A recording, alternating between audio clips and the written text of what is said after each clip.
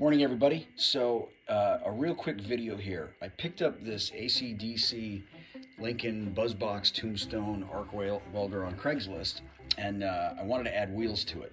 I didn't feel like paying 50 bucks for the Lincoln kit online, so I went down to Harbor Freight and I found these wheels here. Let's see, it's just like an 8-inch PVC solid rubber tire, like you would buy to replace for a lawnmower tire. I went down to my local metal recycler. Actually, this one I picked up some mild steel rod, but then Metal Supermarkets was having a sale, and I happened to be there, and I happened to pick up this piece of 1/2-inch stainless. Not gonna rust, don't have to worry about it. Picked up some D-clips from my local Ace Hardware. I also thought about doing end caps, but I may want to take this off if I ever have to get into this, and I didn't want to have to just pry the end caps off. So D-clips it is. I'll throw some grease in there, and that should last me forever. The problem I've got now is with the Lincoln kit, what they want you to do is they sell you a bolt that goes in here, and it basically is just a thing for it to rest on. I want to be able to wheel it around the shop, so what I want to do is I want to add some wheels to it.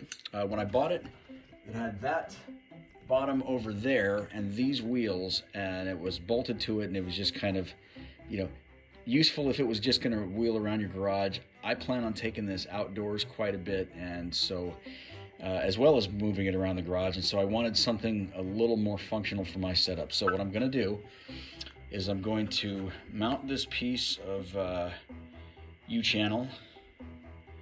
You might be able to see I've already got it scribed and marked to fit into these holes here, and then I'm going to reuse the little swivel casters that I got. I'm putting as little money into this as I possibly can, and I'm going to put those on so it gives me a little more stability, and it should be the right height. I did try, let me show you what doesn't work. What doesn't work is putting one of these casters straight in here like this. And the reason why it doesn't work is because it rocks it back. So it's back at an angle, and every time you try and move it, this swivels, and then it doesn't want to turn because of the angle that you're at. When you try and go forward again, it binds up. So you need something that's more level. This should be eyeballing it and setting it up on the ground. It looks like it's just about level, so I think this is going to work.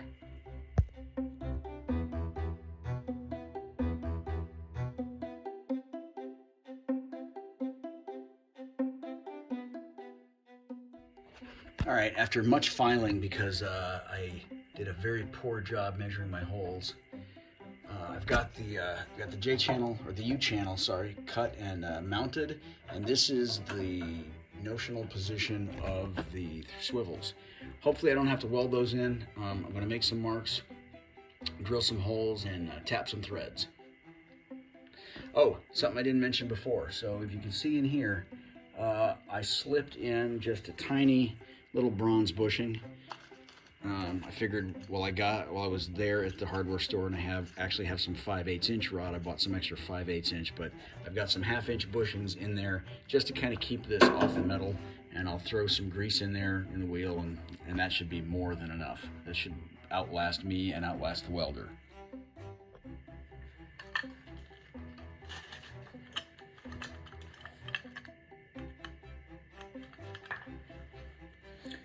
Okay, so I'm about ready to put the bracket that I built on.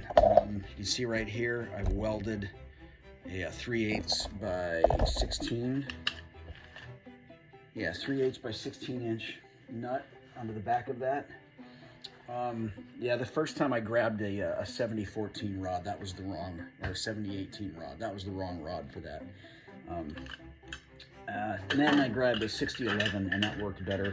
1/16 of an inch.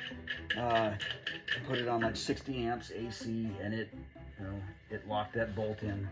All I want to do is hold it in place so that I don't have to try and get a wrench in there every time I want to move it around. And interestingly, the profile of the U-channel, the way it kind of the corners aren't sharp, really matches this bar quite nicely. I have it pushed up against the front of it and the bottom, and it's a nice tight fit.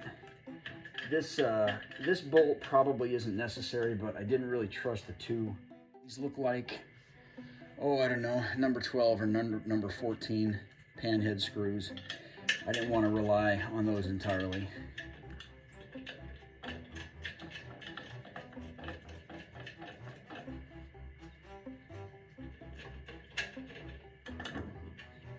And I also didn't do the best job measuring. That was kind of sloppy, so I had to take a file and kind of move the holes just a little bit. You can see the edge of the original one still peeking out of that one. And the same thing here. So that is pretty solid. And I'm glad that I went ahead and screwed these in. Instead of, I considered welding these in, but I really want an option to change these if they don't work out very well. So those are tapped, you know, those, I think they're just, hold on. I found a sticker that fell off of one of them. Oh man. Oh, there it is. 2-inch swivels. So in case I want to replace these again, I can unscrew these, and it should be a pretty common pattern or a common size. In worst case, I just bolt something else in.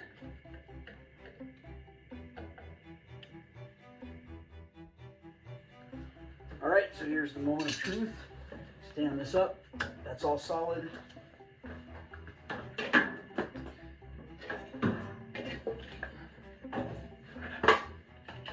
Figure out something better to do with these cables. All right, that's got a slight rock to it. I hope that's not a problem. And I'm not gonna be wheeling this all around the shop, but I do need to be able to move it around. Oh, that's good. Like I said, with the one that was on here before, it was way too long, and instead of turning, it would just kind of bind up on itself. So this is probably good to be back at a little bit of an angle.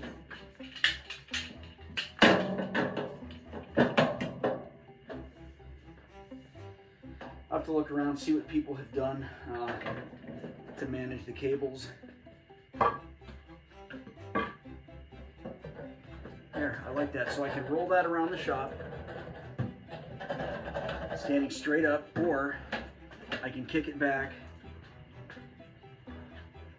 and I can roll it outside. Cool. All right, hopefully if you have the same kind of welder and you're looking for ideas on how to put wheels on it, hopefully this helps. Thanks for watching.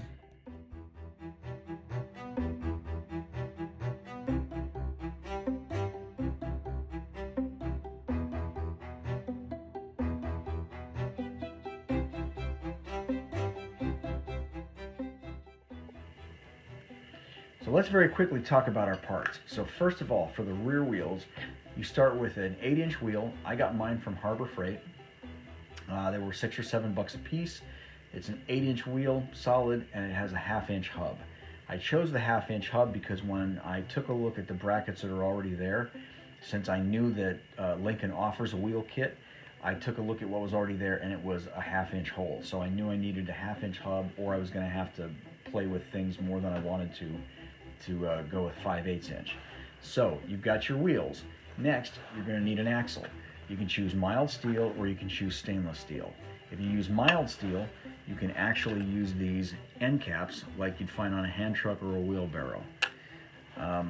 If you go with stainless steel, I wasn't sure whether or not these are going to bite properly onto the end, so I decided to go with hitch pin clips. Those require you to drill a hole, which you can do easily if you have a drill press. A little harder if you're using a hand drill. Just make sure you're using something that can stand up to stainless steel. I also chose to use these little bronze bushings. This one's for 5/8. Mine were sized for 1/2-inch. They look the same. They do the same thing. So for your front wheels, the U channel that I chose looks like this. It's 1 by 2, 2 inches wide, 1 inch high. To attach my wheels to that, I went with 10 32 by ½ inch machine screws.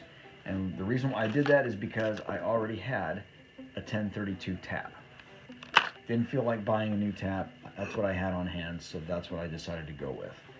Let's see, the bolt that I decided to go through the center, it's just a zinc bolt, 3/8 by 16. And make sure you do it outside and don't breathe any fumes or grind off all the zinc. So for the welding of that, I use this 6011 1/16 inch rod. I think I had it set up maybe 60 amps. At 60 amps, that goes fast. You don't have to sit there and linger. You just have to be careful that you don't accidentally arc it against something. If your flux is in good shape, you should be fine. Let's see. I think that's everything. Yeah, this is the bolt that I used to attach it from the center. And that probably would have been fine by itself. This one already had a couple of, like I said, number 12 or number 14 panhead screws because of the bracket that was already there. Some swivel casters. I just sized mine to fit the bottom or to fit the profile, the width of the U-channel that I was using. So you could certainly use something bigger if that's what you had on hand or if you felt like using bigger wheels. The important thing is to make sure that the height of the front wheels and the back leave it more or less level.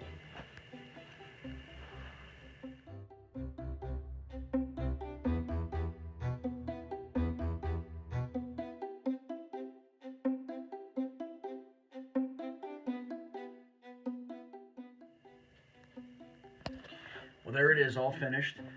I hope you got something out of this video. If you have one of these Lincoln BuzzBox welders and you don't feel like buying their wheel kit because you'd rather make it yourself, hopefully you got something out of this. And thanks for watching.